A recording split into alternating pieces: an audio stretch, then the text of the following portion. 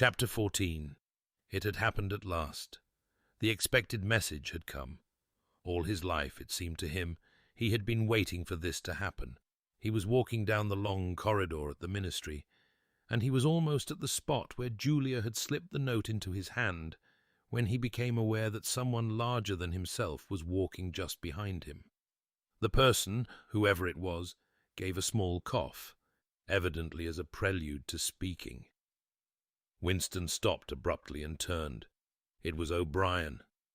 At last they were face to face, and it seemed that his only impulse was to run away.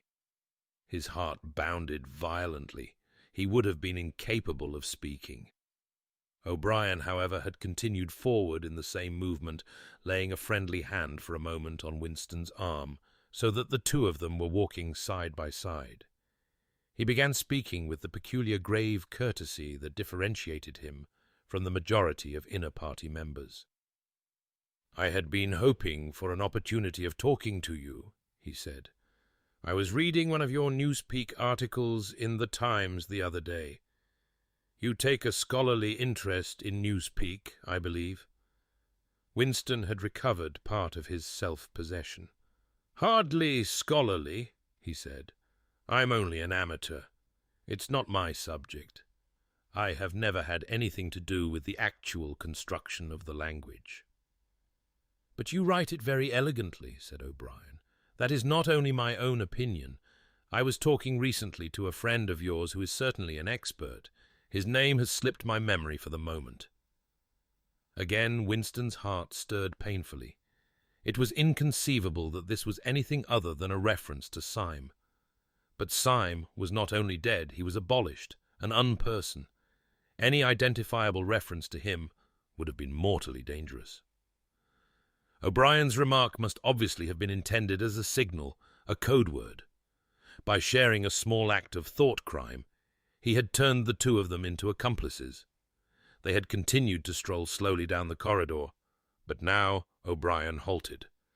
With the curious, disarming friendliness that he always managed to put into the gesture, he resettled his spectacles on his nose. Then he went on. "What I had really intended to say was that in your article I noticed you had used two words which have become obsolete. But they have only become so very recently. Have you seen the 10th edition of the Newspeak Dictionary?" "No," said Winston. "I didn't think it had been issued yet. We are still using the 9th in the records department. The 10th edition is not due to appear for some months, I believe, but a few advance copies have been circulated. I have one myself. It might interest you to look at it, perhaps." "Very much so," said Winston, immediately seeing where this tended. "Some of the new developments are most ingenious. The reduction in the number of verbs, that is the point that will appeal to you, I think. Let me see. Shall I send a messenger to you with the dictionary? But I'm afraid I invariably forget anything of that kind. Perhaps you could pick it up at my flat at some time that suited you? Wait, let me give you my address." They were standing in front of a telescreen.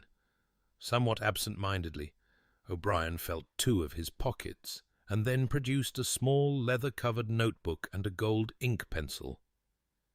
Immediately beneath the telescreen, in such a position that anyone who was watching at the other end of the instrument could read what he was writing, he scribbled an address, tore out the page, and handed it to Winston.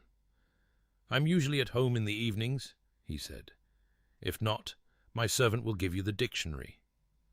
He was gone, leaving Winston holding the scrap of paper, which this time there was no need to conceal. Nevertheless, he carefully memorized what was written on it, and some hours later dropped it into the memory hole, along with a mass of other papers. They had been talking to one another for a couple of minutes at the most. There was only one meaning that the episode could possibly have.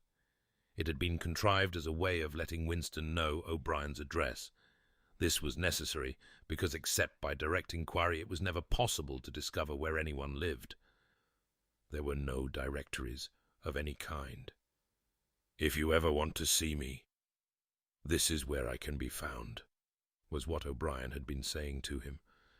Perhaps there would even be a message concealed somewhere in the dictionary. But at any rate, one thing was certain. The conspiracy that he had dreamed of did exist, and he had reached the outer edges of it. He knew that sooner or later he would obey O'Brien's summons. Perhaps tomorrow, perhaps after a long delay. He was not certain. What was happening was only the working out of a process that had started years ago. The first step had been a secret, involuntary thought. The second had been the opening of the diary. He had moved from thoughts to words, and now from words to actions. The last step was something that would happen in the ministry of love. He had accepted it. The end was contained in the beginning, but it was frightening, or more exactly, it was like a foretaste of death, like being a little less alive. Even while he was speaking to O'Brien, when the meaning of the words had sunk in, a chilly, shuddering feeling had taken possession of his body. He had the sensation of stepping into the dampness of a grave, and it was not much better because he had always known that the grave was there and waiting for him.